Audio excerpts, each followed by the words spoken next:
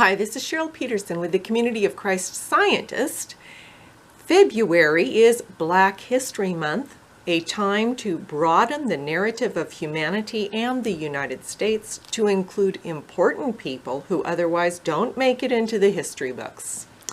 Meet Shirley Chisholm. Shirley Chisholm Dared. The Story of the First Black Woman in Congress by Alicia Williams and April Harrison.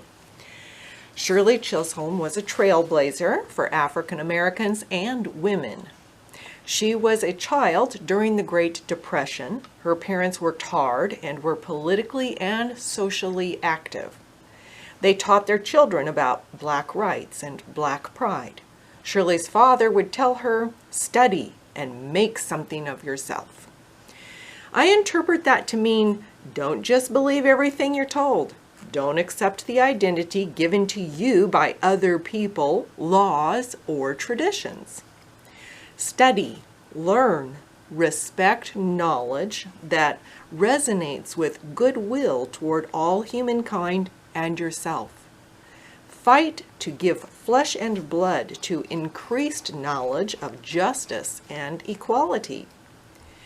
We can do so because there is no end to knowledge in the infinite.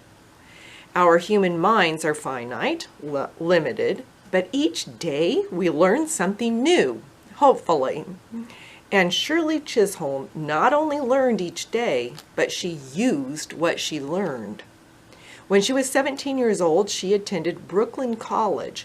Black women weren't allowed to study politics or law, but Shirley joined the Political Science Society. After graduation, she persisted in getting a job as a teacher. She enrolled at Columbia University Teachers College. She asked questions. Why isn't the trash picked up regularly? Why do women put up with restricting themselves to making cards and decorating boxes? She helped create the Unity Democratic Club and worked to organize after-school programs for inner-city kids. Shirley was teased and questioned by others who said, "Why aren't you home making breakfast for your husband?" She ran for office as New York State Assembly person in 1964 and won. Her colleague assemblymen complained about Shirley Chisholm as if she was a bossy troublemaker, and she introduced bills to help disadvantaged students pay for college and to give unemployment insurance to domestic workers. In 1968, she ran for a seat in the United States Congress and stepped up her game to have her voice heard because others didn't take her seriously, but she won that seat, becoming the first African American woman elected to Congress.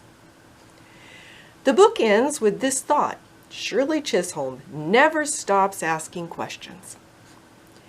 But she didn't just ask questions without making the effort to find answers herself. To ask questions for the sake of asking questions, or to try to get others to give an answer, can't be the primary intent of questioning. Why haven't you cleaned your room? Why did you eat a second piece of cake? Why do you neglect me? Answers to those questions from someone else can be seen as excuses, a battle of the minds. People who get things done in the world are aware. They notice what's going on around them, but they go to justice itself for answers. They go to an inner perseverance that proves the dignity of others and themselves. Shirley Chisholm asked questions directed at the goodwill of humanity and followed through on the answers. Just as many Blacks successfully contribute to perseverance in love, wisdom, and justice, that, well, it reminds me of when Christ Jesus was hanging on the cross. He asked, "My God, why have you forsaken me?"